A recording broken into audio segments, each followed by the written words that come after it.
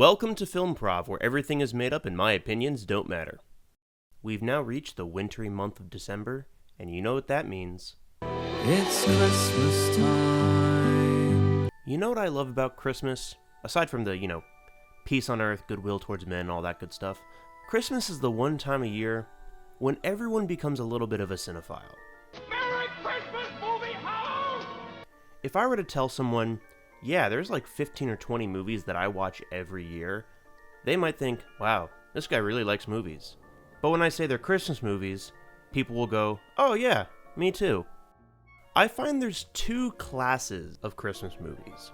There's the true Christmas classics that everyone watches and everyone loves, aside from someone who might be trying to be a contrarian. This includes your Christmas Vacation, Christmas Story, Miracle on 34th Street, It's a Wonderful Life, Elf, some version of A Christmas Carol, maybe The Santa Claus if you're a Tim Allen fan. But then there's what I call alternative Christmas movies.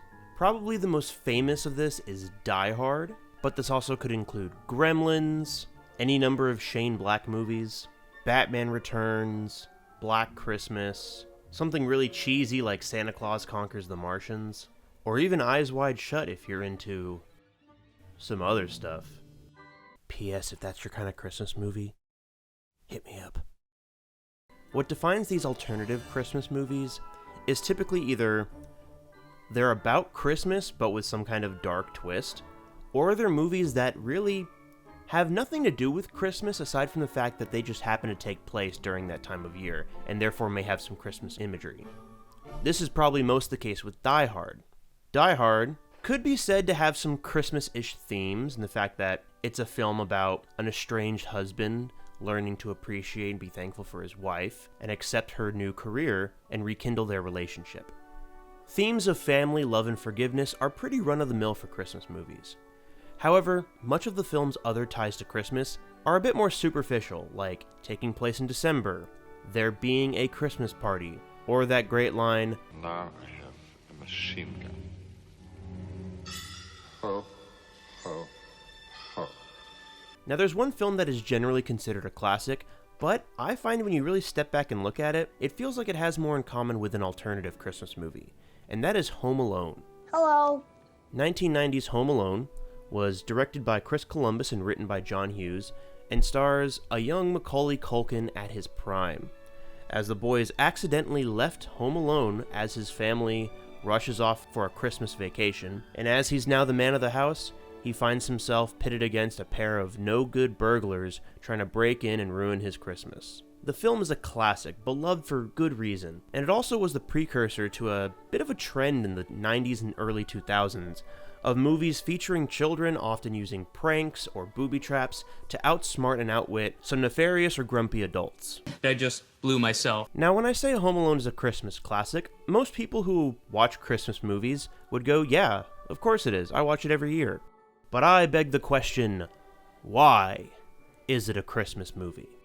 When you think about it, the movie could take place anywhere, at any time of year. All it needs for this film to take place is a family going on vacation, a child being left home alone, and burglars trying to break in. Nothing there requires a Yuletide setting. When you think about it, it could just as easily take place during the summer, and Kevin's family heading off to a Hawaiian vacation. The only thing really that would change would be some of the ice-themed traps would have to be altered. Now, I am going to agree that Home Alone is a Christmas classic. Kind of on the grounds of, I know it when I see it, it really does feel like it. However, if I were to really get into why, I'd boil it down to three things. The first is the theme of the movie, the second involves the music, and the third is the overall aesthetic.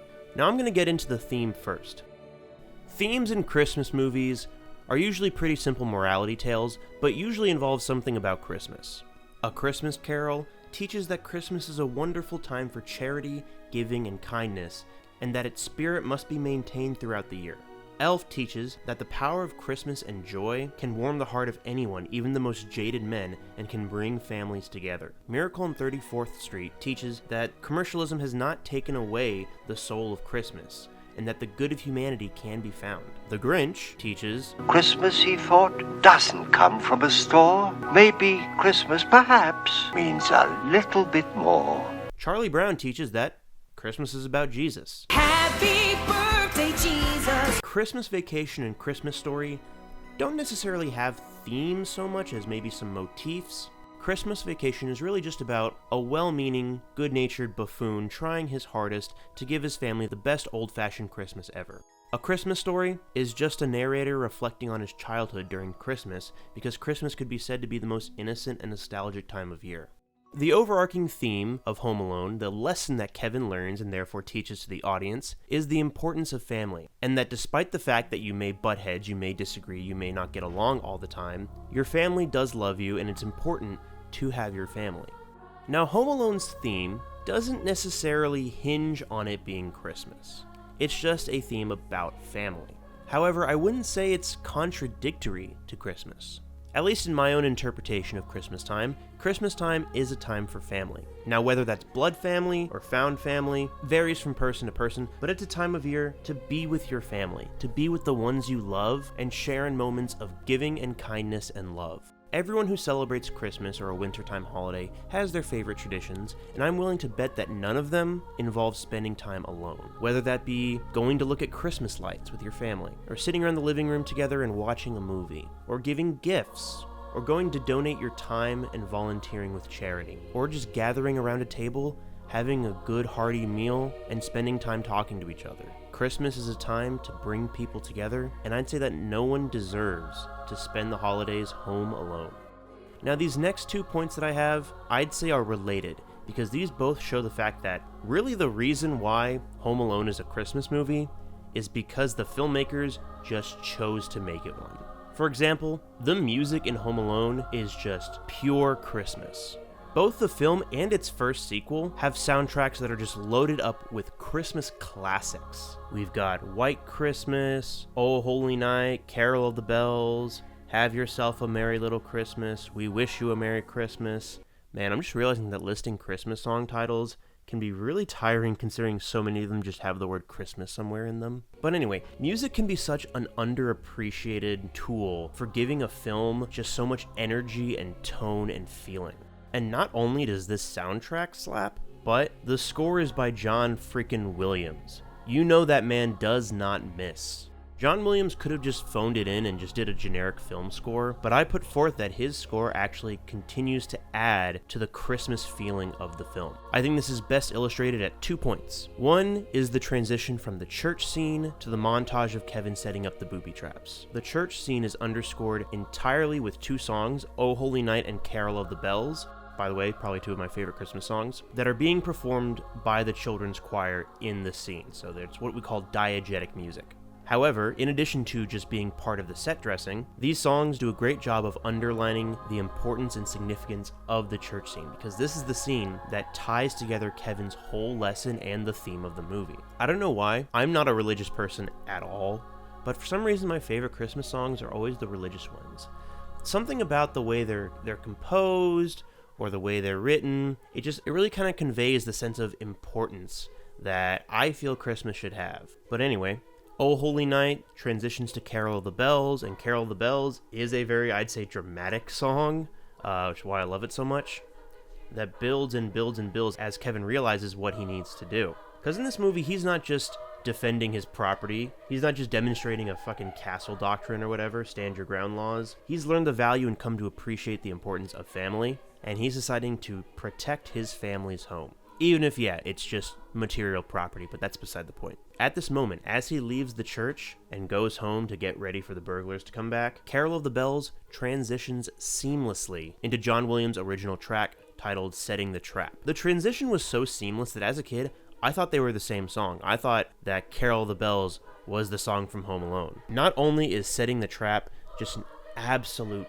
bop of a song, it just never fails to get me pumped. But also, when you listen to the instrumentation, it has a lot of instruments and a lot of sounds that are generally associated with Christmas. It transitions seamlessly using a loud and dramatic church bell ringing. The horns and the woodwinds and the strings, they sound fairly almost Victorian-y. I don't know how to describe music, I'll be honest, guys. but then it's all tied together with those heavy bells and with slight accents of smaller like sleigh bells. However, no part of the score drives home that Christmas feeling quite like the title track, Somewhere in My Memories. Something about that song just really ties together that feeling of warm wintertime nostalgia. And it's really explicit in the choral sections, in which you actually listen to the lyrics and they're talking about candles in the window, shadows painting the ceiling, gazing at the fire glow, feeling that gingerbread feeling. Somewhere in my memory, Christmas joys all around me. That is just pure auditory picture painting. Listening to those lyrics and listening to that song just makes you feel like you're sitting around a fireplace with your family, maybe having a nice little mug of hot chocolate and some cookies and just enjoying that feeling of warmth and safety and love. So John Williams is the GOAT. What else is new? However, my third point is one that's a little more superficial, but just really shows the intent behind the filmmakers in making this a Christmas movie, and that is in the aesthetic. First off, the film is set not only in December, but it's set in Chicago. Suburban Chicago, to be exact. I mean, downtown Chicago may or may not be exactly a very Christmassy place, but either way, it's set in the Midwest. And there's one thing the Midwest is known for during the Christmas time. It is snow. Snow features very heavily in the film's aesthetic. And maybe it's because I'm a dumb Northern Hemisphere guy, but when I think of Christmas, I think of snow, which is really funny because I'm actually from Texas, so like we never get snow. But elsewhere in the movie, you can just see more and more Christmas. Kevin spends most of the movie either wearing heavy snow gear or wearing a very cozy looking sweater. After the film's climax, once he's already defeated the bad guys, he sets up his Christmas tree, decorates his family's house, sets out some milk and carrots for Santa and the reindeer. At one point, he hides from the bad guys in a large nativity scene outside of a church. Once Kevin's kind of learned his lesson and wants his family back, he doesn't, pray to God or whatever. He goes to a Santa Claus and asks him to bring his family back for Christmas. Instead of presents this year, I just want my family back. A lot of it is hard to pin down exactly what it is, but the movie just feels like Christmas. And that's something that is not necessarily needed for the film to work. Like I said, Home Alone could take place during the summer, and it would still be a fairly effective family movie, I feel. But the fact that Chris Columbus and John Hughes not only wanted the film to be a Christmas movie, but they went out of their way to make it a Christmas movie, to never let you forget what time of year this is and what kind of movie this is.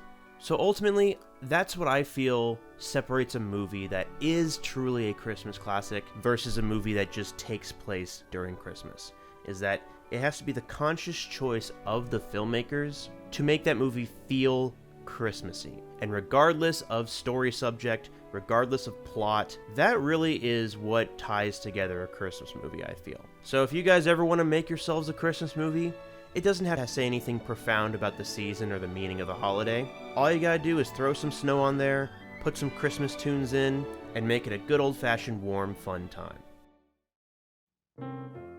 Thank you very much for watching my video, guys. Thank you very much for watching any of my videos. I don't exactly have a regular upload schedule, but I make them when I have an idea, and I really like making them. If you like this video, give it a like, subscribe to my channel, hit the bell icon, do all that, usual thing that YouTubers pander for. And most importantly, again, thank you, and I hope you guys have a wonderful, wonderful holiday season. Thank you guys very much, and see you in 2024.